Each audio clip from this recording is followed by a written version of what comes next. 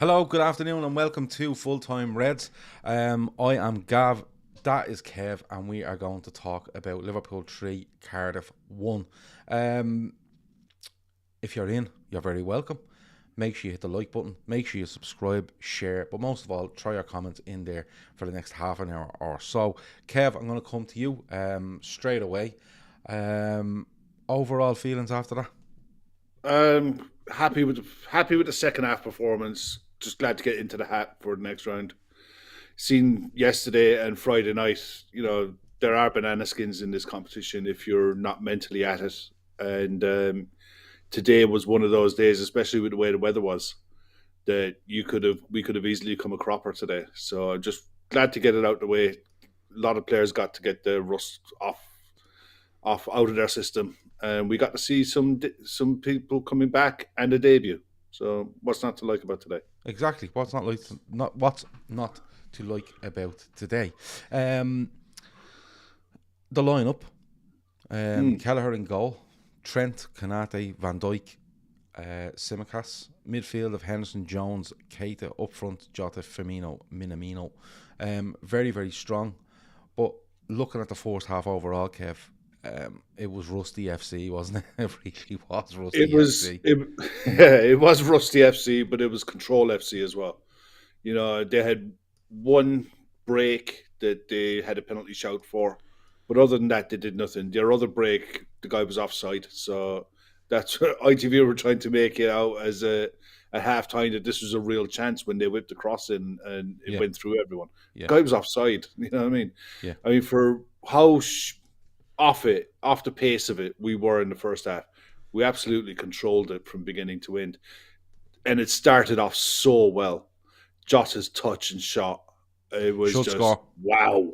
Yeah, it should score. McCoist was right, and Ian Wright at halftime. That's just a left foot, side foot down the side of the keeper. Yeah, because it's early in the game, and it's a good ball into him from Naby. The first touch sticks, that he feels the defender to flick through his leg, and then just pass it with your left foot to the keeper's right, and it's in. But like, it would have been the perfect start. But overall, first half, they have that break. Is it a penalty?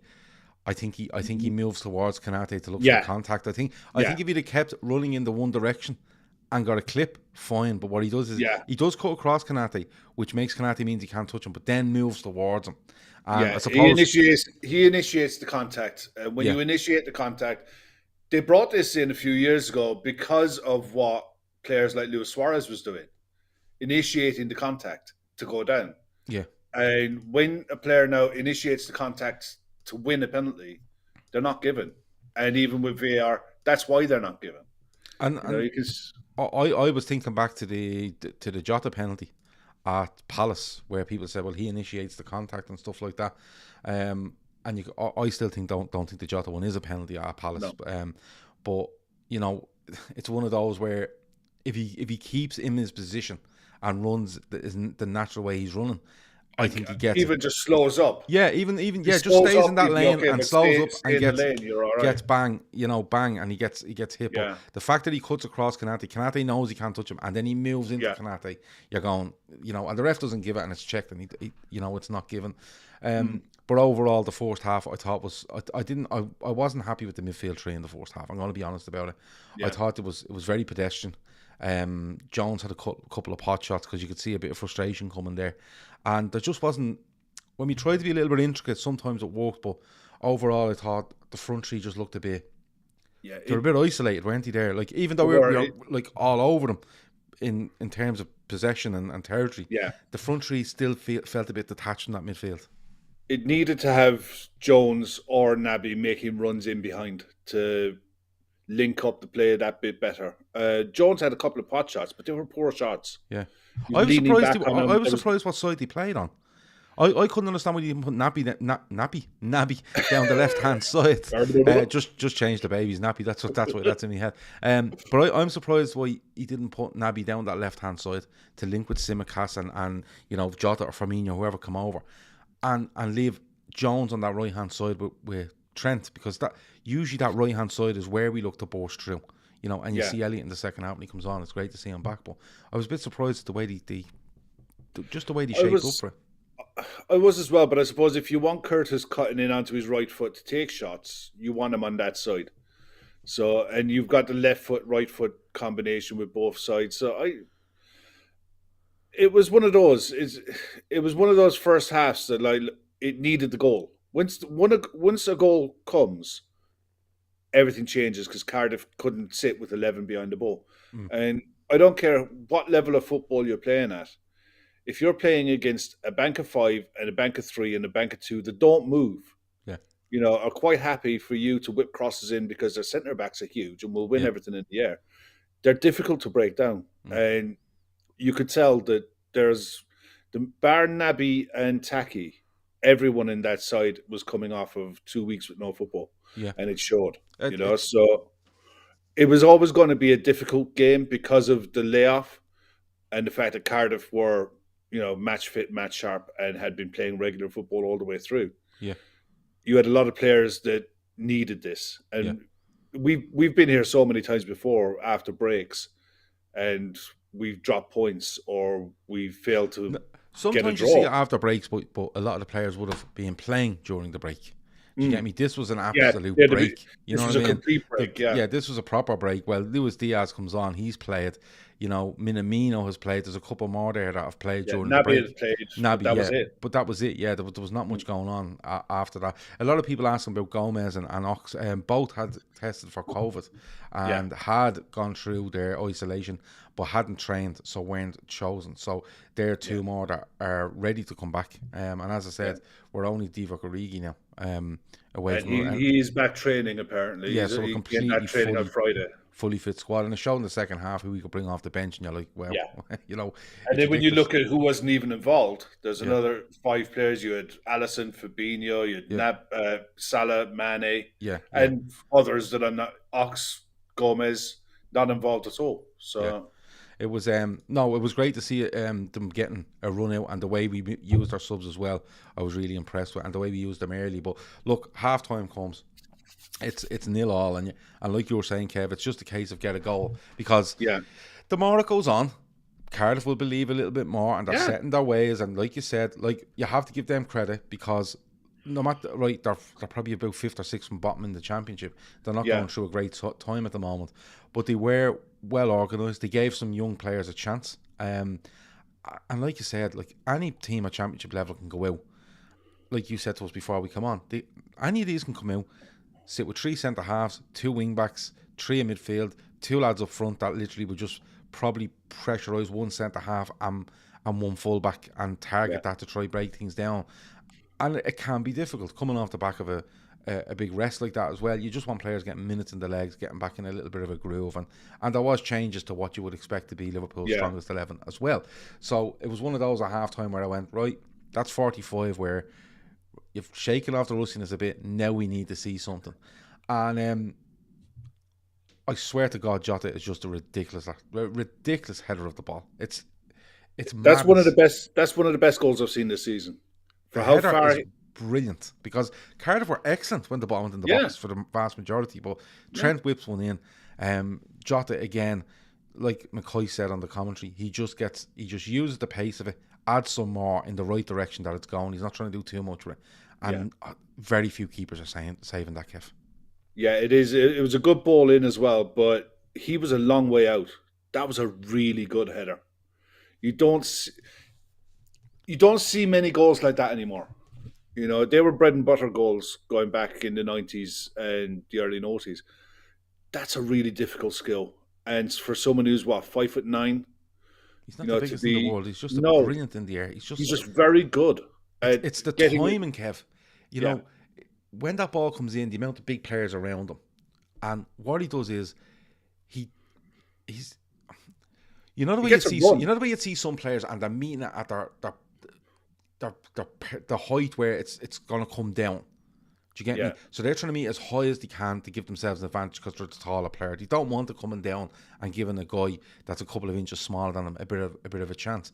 But when you see him, he isn't going to get that advantage. So it's just his movement, and it's a little step forward and then back, or back and then forward, and he just positions himself where if this comes in, and there's no hesitation from him. There's no kind of another stuttery step to try to get on it. He's just like, bang, that's where it's going, and I'm doing it. He's scary in the air. It's mad. It's, it defies belief, really, because we're not a big front line. But you want crosses whipped in, because players like him, Bobby had another chance in the second half as well. Yeah, Sadio's brilliant. Yeah, Sadio's brilliant in the air as well. You want these balls going in, and he's such a threat. He could have had a hat trick today. You know, in all fairness, he really could have. He gets man of the match off ITV, and I don't know if I agree with it, but I thought he was very good. Quick question though, Craig Lowe says Kelleher lucky to stay on the pitch. I'm going to say yes, he is lucky to stay on the pitch. If he was sent off, he couldn't have an argument about it. I was saying it to Chris on WhatsApp that if he'd have got red, VAR wouldn't overturn it, and Kelleher couldn't complain about it. But it was low on his ankle, and it was one of those. It was probably an orange card, you know. It was definitely worth more than the yellow. I mean, he wasn't going to be last man. That wasn't going to get him sent off. But I'm not too sure. No, Kanate was right there. I know Kanate is right there, but there was no one else there, I suppose. So yeah. But the thing is, like, if you look at the way I look at it is, right, I think he makes the wrong decision coming out for a start, right? I don't think he needs to be there. I think Kanate, if that ball runs another 5-10 yards, I think Kanate easily catches whoever's chasing it, and they're running away from the goal. You know, realistically. When he makes contact with that player, if you actually take that contact away, that player is ahead of Kanate right then when that happens. Yeah, but his angle was taking him away from goal. I know, but if he was going towards goal, it's red. Yeah, but the spin on the ball, the way it's going, if put it to you this way, if he doesn't make contact with that player is in on goal, and Kanate's not getting him. No. Because then he's literally past the keeper and he's an open goal to shoot at.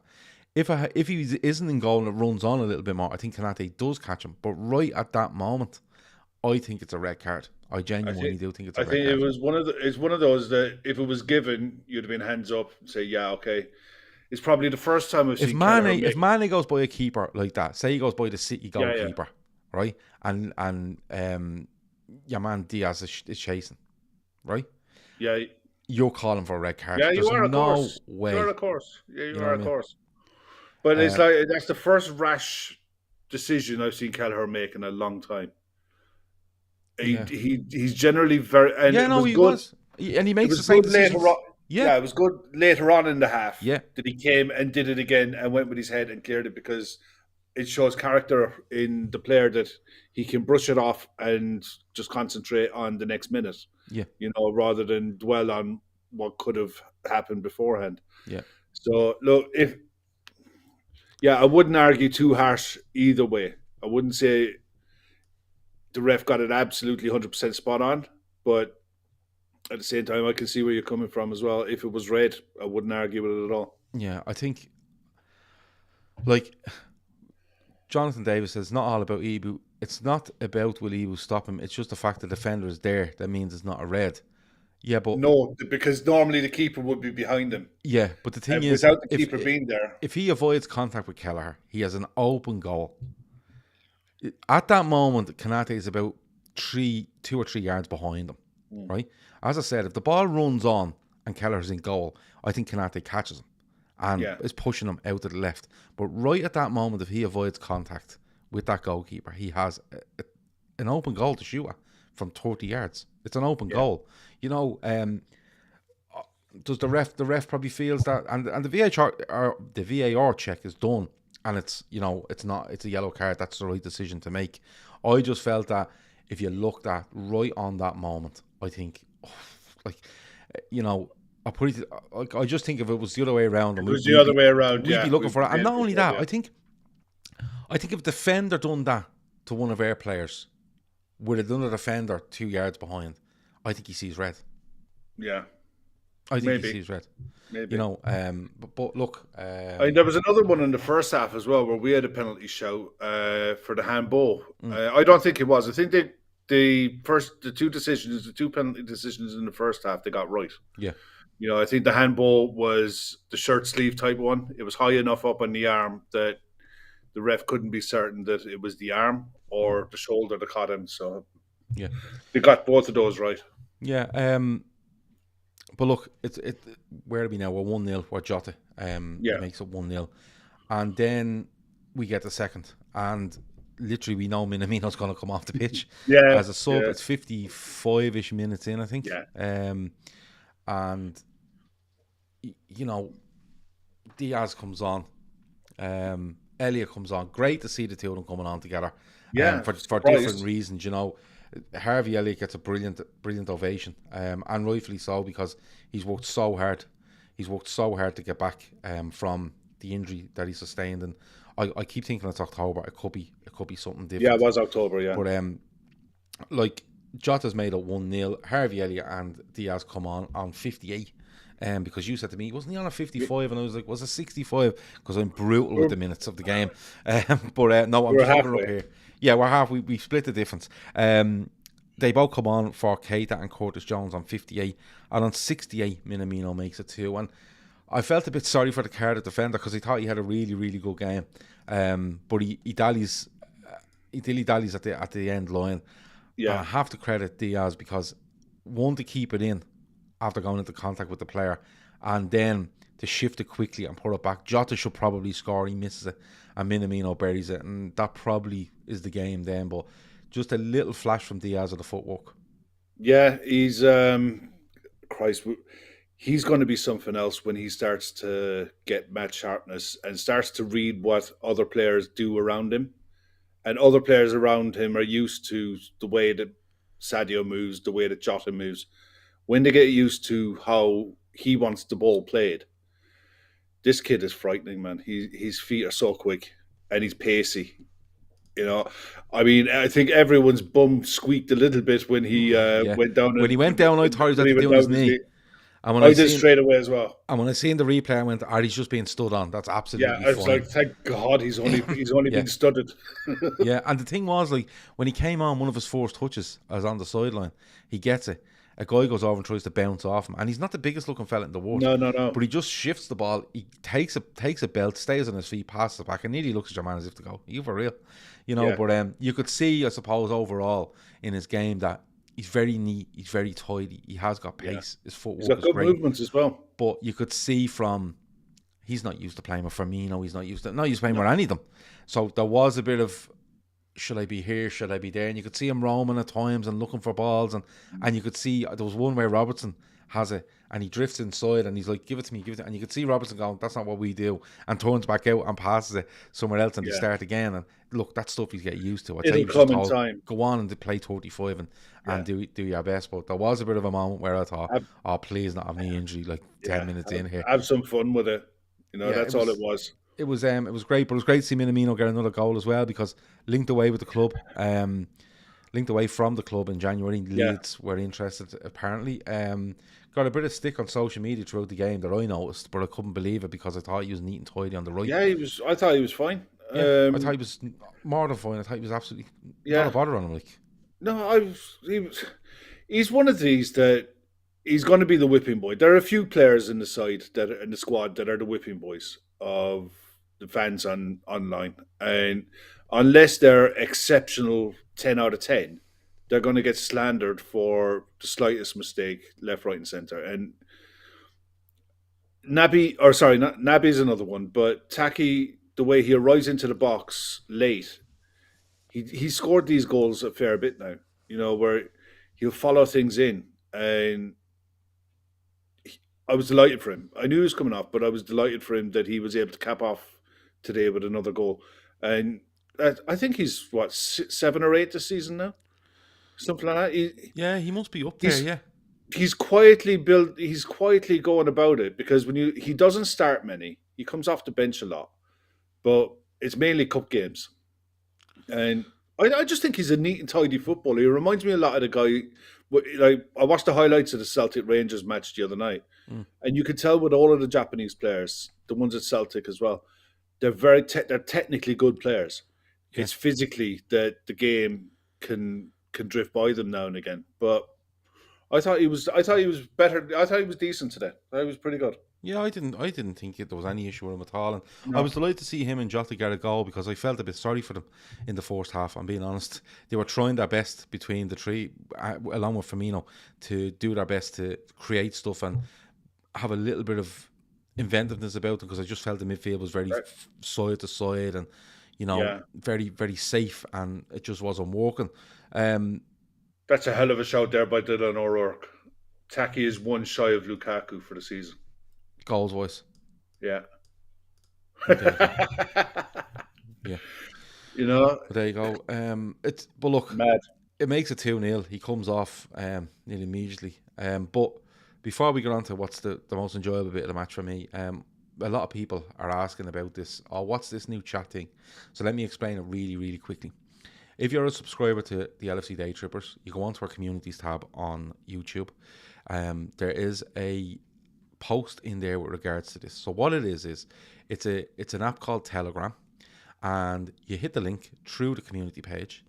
It asks you for your email address, and you go into a waiting list. Basically, we're launching it on Friday. When it kicks off, you will get a link to join this chat room. It's for subscribers of YouTube.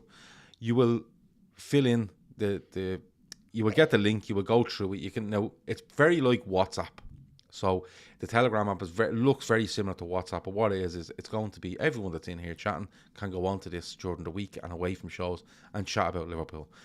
We're hoping to open up. There's one just general chat at the moment. We're hoping to open up stuff about maybe transfers when they come around, or our merchandise, or our content, or whatever it might be. It could be Champions League chat, whatever it might be. We'll have a look as we go. It's free. It's absolutely free to go in and do it. There is an option, if you would like to give $2.99 per month to the LFC Daytrippers. But again, it's absolutely optional. And what you would get for free against what you would get for $2.99 is exactly the same. There's no difference. We're not putting anything behind that $2.99. It's basically a way to support the channel. But when I say support the channel, it's not. You're committing $2.99, and it will go against the running costs of what this app will cost us in the future, and anything else that's left will go to charity. So if you want to do it, it's completely optional. As I said, you go into our community tab. If you're a subscriber only, you go into the community tab, you click the link, it will ask for your email, and when we launch on Friday, you will get a link to join this chat. You can go in there and you give a name that you want to be used. You can hide your phone number. There's nothing where people can see all your details and stuff like that, but it's just a way for people that are in this chat during shows to contact each other, have a laugh with each other, and chat Liverpool as the weeks, the days and weeks go on, and we're outside the shows. Emma Kavanagh says he knew this was coming. There was talk about it. Then Gav Doyle Telegram popped into his notifications. So yeah, but listen, it's just a way of us doing it. As I said, it's completely free.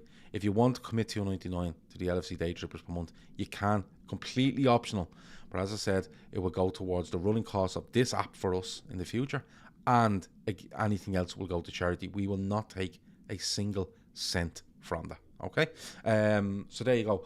87 likes. Reclaimer will want 100, so hurry up and hit that button before he starts giving out. But the biggest point of the day, Harvey Elliott comes onto the pitch, and then Harvey Elliott scores with a brilliant touch and a brilliant finish. He gets a little bit of luck maybe because of the defender slipping, but that doesn't bother him. Takes it down, touch, bang, and I have to say, he came back today like he was never away, Kev. And I'm going to throw it out there. He is going to be an awesome footballer for Liverpool Football Club. There's no doubt in my mind. He's Sam Matterface was talking about it in commentary that he talked to Klopp in pre-season, and Klopp had told him that the reason we didn't spend as big in the summer as what people expected was because they knew what was coming. They knew what they were getting with Harvey Elliott, and they knew how they wanted to use them. The injury is a crying shame, because I firmly believe that Harvey Elliott would have been in or around an England squad. I think he would have been in contention for Young Player of the Year. Yeah, oh yeah, that as well. But I honestly think he'd have been in the England squad going to the World Cup in Qatar, and he still might be. But he's got everything. He's got a bit of steel about him. He's got all the tricks you want. He's comfortable on the ball. He's good on either foot. His walk rate is ridiculous. work rate, his intelligence, his picking of the pass, his way to pass. Even like I love it when I see players snapping passes at each other and say, "Look, if this is how I pass the ball, it's up to you to control it." And he just does. Everything about his game I absolutely love. And today capped off what must have been the most frustrating period of his career to date. And you could tell in the way he celebrated, because it was a lovely touch and volley. Yeah. And he just went straight to the camera, and it was just pure relief. He'd have been led in bed last night thinking, I'd love a goal. I hope I get on. I hope I can do something. And what a way to make you come back. Absolutely delighted for him. The thing about him for me is Emma Kavanagh says, I said it here before, Pep Lijnders said some players knock on the door coming back from injuries, others run straight through it. Today he smashed the door down, the future is bright. The thing about it for me was, Kev, it's a brilliant goal, don't get me wrong. I was thrilled when I went in. I was like, when he takes it down and he's about to shoot, I'm like, please just go in the fucking goal, because it's his first goal for Liverpool. And when it hits the net, I was absolutely delighted. It was actually the one moment of the day where I kind of jumped and went, yes, you know what I mean? Cause same. It was one of those. The other goals, I was kind of like, brilliant. But when this went in, I was absolutely delighted. But you're nearly expecting to come on and try to do too much, Kev. I've been out, I've to catch up, I've stuff to catch up on, and you're nearly expecting them to, try B3 players or try Hollywood balls all the time or, shooting from everywhere. But he didn't. He came on, he got it, he moved it, he got it back. There was one situation near the touchline where you could see it in him wanting to do some sort of trick, and he just doesn't. He just lets the ball drop a little bit forward and bang, plays into the middle of the park. And he knows when to hit the simple pass, when to hit the backwards pass, the sideways pass, the forward pass, whatever it might be. And he just, if he'd have come on there and was trying shots from all over the place and doing all, I'd be going very eager. Trying too hard to impress, but he just came on and just went, just give me it, And the difference in him to Keita and Jones for me was they were doing the right things at the right time, and that for me was a huge thing, Kev. Aside from the goal, just the way he slotted in and just he just looked so sharp. It was ridiculous. Like it all stems back to his game intelligence. It's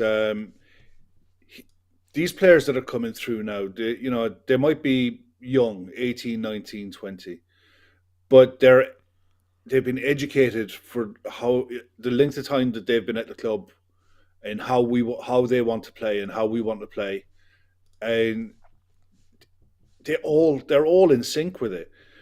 And you can see, I could understand why Jones and Naby struggle sometimes, because they're a bit older and a bit further on in their career. And maybe they feel as though they have to show that they deserve a place to start. Whereas I honestly think Elliott is very comfortable. And he knows that the manager trusts him. And more often than not, he's going to play. Or he'll be involved in some way, shape, or form. I find it very difficult, and I know this might sound a big claim, but I find it very difficult for anyone to name their best midfield three at the moment, and he's not in it. I genuinely believe that, because what we're trying to do on that right hand side for me in particular, I don't think anyone suits it as good as he does, and I mean that because I think he has the eye for the pass. I think he has a proper eye for goal. He can run with a ball. He can commit players. Everything you want in that position for what it's trying to do. Forget going back to the Wijnaldum days and Wijnaldum, Henderson, Fabinho, where it was very functional. What you're trying to do in that position for me is made from. It's like made from. It's madness, like how made it is from. And I was going to say, I think the only thing that we have to find out about him, and it'll come, and it'll come this season. What's he like going the other way for sustained periods of time? Tracking runners. That is the defensive nous, that side of the game. Yeah. But other than that, going forward, ball retention, everything like that, he's got it in spades. Yeah. I mean, someone was saying in the chat earlier on, does this mean we don't go for a Jude Bellingham? No, I don't think it does. But I tell you, he saves you 50 million in having to go and buy someone like that who's English. Yeah, it's like, because there isn't anyone bar I think of Phil Foden. Foden is unreal. Yeah, but bar Phil Foden, I'm looking at Harvey Elliott as a similar skill set. There isn't many English players out there, but under 25, that you put your hat on and say, yeah, you could come in and do what he does. Mm. I just don't think there are many. We might touch on it later on the Fatback 4 and talk a little bit more in detail about it. Mm. Cav Oldham says in a super chat, he's a fan on the pitch and he's quality perfect. Cav, thanks for the super chat, but it does remind me to say something. If you want to give a super chat, try veer away from it. Hit the link in the description for Féileacáin, which is our charity, and put that money into them instead. Genuinely. But we're very appreciative of the super chat. But if people are thinking of doing that, please hit the link in the show description, and you will get the link to our donate page. It'll take you a minute to do, and we would much rather go there than to us, to be perfectly honest. Good goal by Cardiff before we finish up. I think it's a good move. Firmino loses it, but they snap on it quick, and it's a really good finish. Yeah, Ibu didn't really know whether to stick or twist, and he didn't either. But it all stemmed from Firmino giving the ball away from a bad pass from Milner. Yeah, it was sloppy. I would have preferred. I would have liked the clean sheet, to be honest, mainly because I picked 3-0. But he took the goal well. And he's only a young kid as well. I think he's only 19 himself. Yeah, it's a good finish. Really good finish. It was a good finish. It was something that will stick with him for his career. Yeah. But I don't think Keller could have done anything about it. No, it's hit pure. Yeah, it was. I suppose the only thing you could say is Konate could have gone with the runner and left the guy on the ball to the midfielder who was tracking him back. But Konate probably could have done what Van Dijk does an awful lot of time. He splits the difference and then makes a decision when the player on the ball gets a bit nearer the box and things tighten up. Then he will look to push the player on the ball. But I'll say in general, the back Virgil looked very good. I think Ibu looked really good today. Yeah, they snuffed out everything. Cardiff are a big threat in the air. Especially from set pieces, the long throws we've seen. Yeah, and in the first half, I was looking at it thinking, okay, from their long throws will give us a massive opportunity to play on the counter. Yeah. If we could get one right. But they didn't get enough opportunities to do it. But I thought overall defensively we are fine. Trent was okay. Tsimikas was okay. Tsimikas was very good. I thought he was okay. Yeah, really good. There wasn't. I think he was just okay. I don't think he was magnificent going backwards or going forwards. He just really solid again from Tsimikas, to be honest. It finishes 3-1. We're into the next round. We've drawn Norwich at home. Man City, surprise. Have got Peterborough. We're laughing about that. I thought he'd get Boreham Wood, to be perfectly honest with you, if they could get past Bournemouth. But it's another home draw. It's a Premier League side, but it is Norwich who are fighting for their lives, and you'd have to wonder what Norwich will show up at Anfield. They could be close to each other now, could they? The league and the cup game. Now that I think of it, we'll have a look. We'll have a look for tonight to confirm. But I mean, in any cup draw, all you can ask for is a home draw, and avoid immediate rivals around you if you can. Yeah, it looks like it's shaping up now. The way the draw has gone to be a lot of big hitters. I think going into. Has anyone drawn anyone big? I think at the minute Peterborough are the lowest side in the competition, and I think they're in the bottom half of the championship.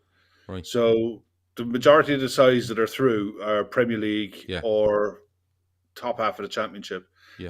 We'll see with Boreham Wood and Bournemouth tonight. I'm kind of looking forward to that because I want to see how Nat gets on if he gets a game. Exactly, yeah. I would have a look at Dom Solanke as well and see how he's getting on. Yeah, exactly. Well, look, you don't get to see it that much. As I said, it's a home draw. It's to Norwich, and we'll see how it goes. Man of the match. Now, you can have one now and change your mind later at 10 o'clock, but man of the match. They went with Jota, and because of the goal, I would give it to Jota, and because of the first touch in the first 4 minutes of the game, that deserved the goal as well. And look, in another day he gets a hat trick, and we're waxing lyrical about him. I mean, today he gets that one header, and it was some header. I thought he was very good all game. Yeah, I would stick with him. I think it's hard to disagree with that. I will have a look back at the game later and highlights and stuff in case anything pops out at me again. But overall, I thought that touch in the first few minutes, if he scores, it's a brilliant goal. Not only that, I think he identified that the midfield weren't doing enough, and you've seen him dropping off. and trying to get the ball on the left, trying to get the ball on the right. Yeah, him and Bobby took it in turns of dropping deep to link up, and Klopp kind of cut that out in the second half. Yeah. Until we scored the goal, and then when we scored the goal, they reverted back to one dropping off just to add the extra numbers. Yeah. Well, I think it's hard to disagree, but I'm sure there'll be myself, yourself, Keith, and Davo is joining us tonight for the Fat Back 4. So join us there. Gav, are you doing a watch along for the AFCON? Who are you supporting? It's a tough one, isn't it?